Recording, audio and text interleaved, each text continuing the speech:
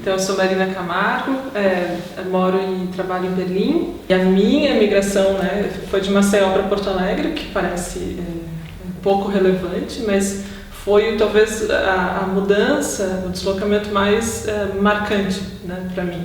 Tanto que depois os outros lugares para onde eu fui morar, eu não tive tanta dificuldade como nesse momento, né, dentro do Brasil mesmo. Aí já na fase, né, na vida adulta, depois de estudar em Porto Alegre, que é onde eu tive minha formação mesmo, fui estudar em Barcelona e foi um período mais longo e onde eu acho que foi um outro corte, assim, que eu considero importante, porque eu tive uma outra percepção dos espaços, né, dos lugares, assim, não tanto da questão de imigração, mas o que entrou para mim muito forte foi um sentido de não pertencimento e ao mesmo tempo uma busca de tentar me situar nos lugares através dos mapas. Isso é 2003 é pré-iPhone, pré-Google Maps.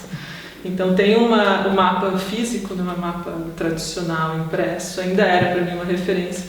E aí onde também começam a entrar os mapas no meu trabalho. A partir desse sentido, né, de uma desorientação que claramente pode ser entendido do modo mais literal na cidade, mas é uma desorientação interna mesmo, né, de não pertencer, de como se situar. Os mapas moles é uma série de trabalhos em que eu faço desenho mapas através de recortes em materiais macios, flexíveis, e geralmente é borracha ou látex. E o que eu percebo, aí tem duas questões, uma é porque a flexibilidade da matéria influencia na própria representação cartográfica, né? Então é como se a gente pudesse entender o mundo já através de uma estrutura que está sendo desmanchada, alterada, né? É fluida no sentido que ela está em movimento, mas não chega a se derreter completamente, mas ela é distorcida, né? E a outra dimensão da matéria mesmo, que o mapa em geral não tem essa dimensão tão física, né? A gente vê como um desenho e quando ele passa a ser recortado em borracha, ele ganha um corpo no espaço, um corpo físico que tem peso, que cai, que tensiona, né? Que deforma.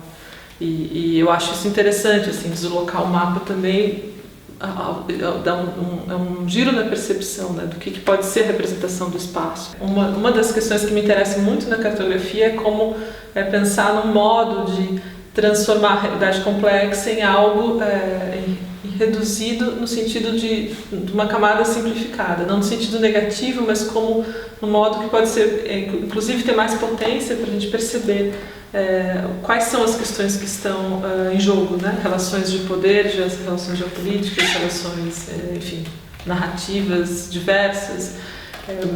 E dá para pensar no sentido de representação, que normalmente eu gosto de pensar no sentido a representação como algo, enfim, é como que uma transposição, né? Uma certa tradução de uma realidade numa outra forma de visualização dessa realidade, né? Se eu estou trabalhando com mapas que são uma representação tradicional, fixa, né, que parte de uma grade rígida para representar essa realidade, e de algum modo isso não é exatamente a realidade, e a gente vive num mundo, se a gente pensar numa dimensão geológica, são muitas dimensões, né, que me levam a pensar nessa questão da fluidez da cartografia. Numa dimensão geológica, todos os continentes estão em movimento, né? Assim, existe uma movimentação muito lenta, não perceptível aos nossos olhos, mas que existe uma liquidez, né, na própria estrutura da Terra.